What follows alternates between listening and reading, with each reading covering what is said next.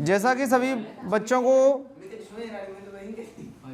अच्छे से दिखाई दे रहा है, टेंस, टेंस मतलब होता है काल, यानी कि वर्ब के जिस रूप को बताता है समय के अनुसार उसे टेंस कहते हैं। वर्ब का रूप बताता है कि ये प्रेजेंट में है, पास्ट में या फ्यूचर में है। सबसे पहले टेंस किसे कहते हैं आना हमें बहुत ज़रूरी है। जैसा कि दिया गया है इसमें कि टेंस शब्द की उत्पत्ति लैटिन, एक शब्द होता है लैटिन शब्द जिसका नाम है टेम्पस। ये जो टेम्पस वर्ड है, ये जो टेम्पस वर्ड दिख रहा है, इससे शुरू हुई है। इसका सीधा संबंध समय से है। किससे इसका सीधा संबंध? समय से। टेंस किसी शब्द के समय तथा उसकी अवस्था को दर्शाता है।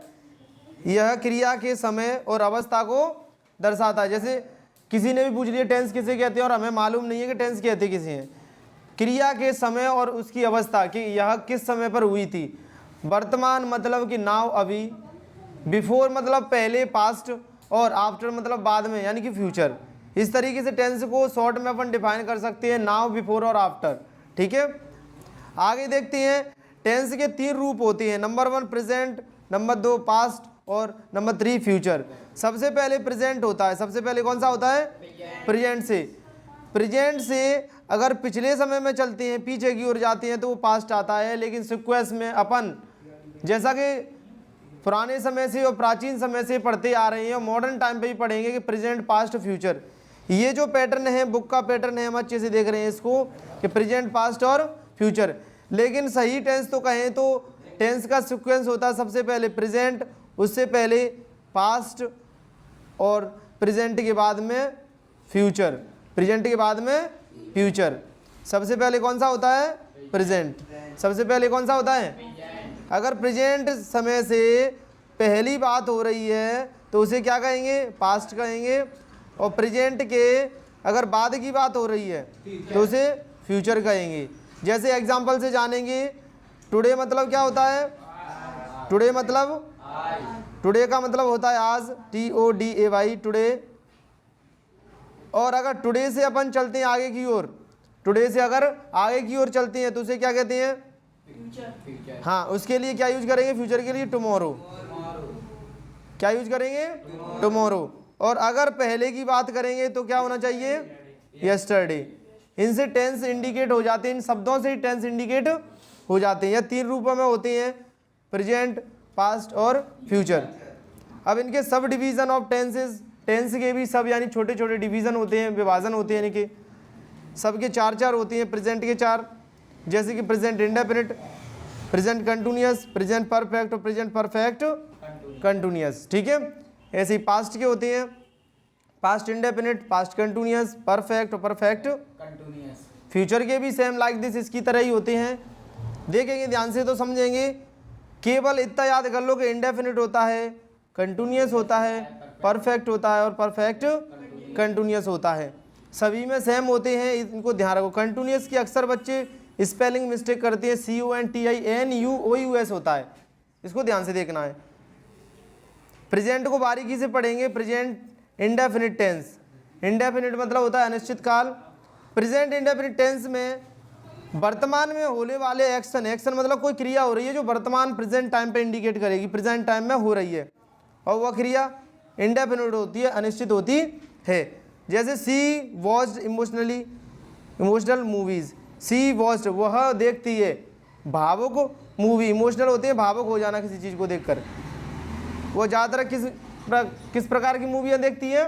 इमोशनल, यानी प्रेजेंट में देख रही है, देख भी सकती है नहीं भी देख सकती, इसमें अनिश्चितता का बोध होता है। इंडेफिनिट होती है, कोई डेफिनिट नहीं है, वो देख रही है लेकिन कन्फर्म नहीं पता कि देखेगी कि नहीं देखेगी, इसीलिए इसको इंडेफिनिट कहा जाता है। सी लव्स हर ब्रदर, वह अपने भाई से प्रेम करती है, वो अपने भाई से प्रेम करती है। आगे जैसा कि देखेंगे इंडेफिनिट का पहला जो टाइप होता है सेंटेंस, टेंस के अकॉर्डिंग सेंटेंस अपन आते हैं तो पहला होता है अफर्मेटिव, जिसको अफर्मेटिव भी कहते हैं। अफर्मेटिव सिंपल स्टेटमेंट होता है, सिंपल स्टेटमेंट होता है, इसे सकारात्मक कहते हैं। इसमें कोई भी निगेटिव बात नहीं करते। क्या नहीं करते? कोई भी निगेटिव बात नहीं करेंगे, केवल और केवल पॉजिटिव कहेंगे, कोई निगेटिव नहीं कहते हैं। कोई भी साधारण या सकारात्मक अफर्मेटिव सेंटेंस कहलाता है यदि वाक्य का सब्जेक्ट ही, सी, इट तथा कोई सिंगुलर नाउन हो, तो सिंगुलर नाउन मतलब एक चीज हो, क्या चीज हो, एक, कोई भी चीज एक होगी, चाहे चीज हो, चाहे वस्तु हो, चाहे कोई इंसान हो, जानवर हो, पशु हो, कुछ भी हो, एक होना चाहिए। सिंगुलर अगर कोई भी सब्जेक्ट आ रहा है तो उसके साथ सिंगुलर वर्ब आएगी, और उसमें V1 वर्ब की फर्स्ट फॉर्म एस या ES लगेगी। ES का स्पेशल रूल होता है कि अगर वर्ब के अंत में, किसके अंत में, वर्ब के अंत में O आ जाए, CH आ जाए, डबल S आ जाए, SH आ जाए और X आ जाए, तो उनके पीछे अपन क्या लगाते हैं, ES लगाते हैं। क्या लगाते हैं, क्या लगाते हैं, ES लगाते हैं। आगे थोड़ा सा पढ़ेंगे, जैसे सी वर्क्स, सी के अकॉर्डिंग वर्ग में एस लगा हुआ है, क्योंकि पीछे के है, क्योंकि पीछे क्या है, के है। अगर मैं कहता she goes to school, she goes to school, तो ES लग रहा है, क्योंकि इसके पीछे क्या है, क्या है इसके पीछे, और सब्जेक्ट अगर सी है तो उसके पीछे क्या लगता है, एस या ES लगता है। सब्जेक्ट सिंगुलर होना चाहिए। तुलसी सिंगुलर है तो सभी में क्या लग रहा है, एस लग रहा है कि नहीं लग रहा, लग रहा है कि नहीं। जस्ट लाइक दिस, नीचे देखिए, अगर प्लूरल सब्जेक्ट है, I, we, you, they, plural noun हो तो वर्ब में प्लूरल फॉर्म होता है। जैसे student go to the library everyday, जितने भी छात्र हैं वो कहाँ जाते हैं, प्रत्येक दिन लाइब्रेरी जाते हैं। कहाँ जाते हैं, पुस्तकालय जाते हैं। इसमें SOS लगी है, ओ आ रहा है पीछे, सर ने बताया कि ओ आने पर क्या लगता है, एस के साथ स्थान पर ES लगता है, लेकिन नहीं लगाया। क्यों नहीं लगाया, क्योंकि प्लूरल सब्जेक्ट है तो कुछ भी नहीं लगाएंगे।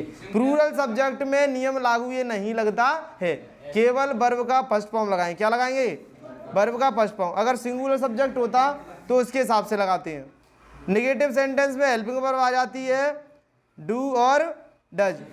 जैसा आपको पढ़ाया जाता है अभी तक हेल्पिंग वर्ब 2 होती है, नहीं बेटा, हेल्पिंग वर्ब ओनली एक होती है, वो होती है डू। क्या होती है, क्या होती है, अगर सब्जेक्ट सिंगुलर है तो डू में मैंने आपको रूल बताया है कि ओ लगने पर ES लगाते हैं। क्या लगाते हैं, ES लगाते हैं। और नॉट तो उसको निगेटिव करने के लिए होता है। क्या करने के लिए होता है, हेल्पिंग वर्ब केवल डू एक होती है, उसको 2 हेल्पिंग वर्ब जानकर हम पढ़ते हैं कि डू और डज, नहीं, केवल डू होती है।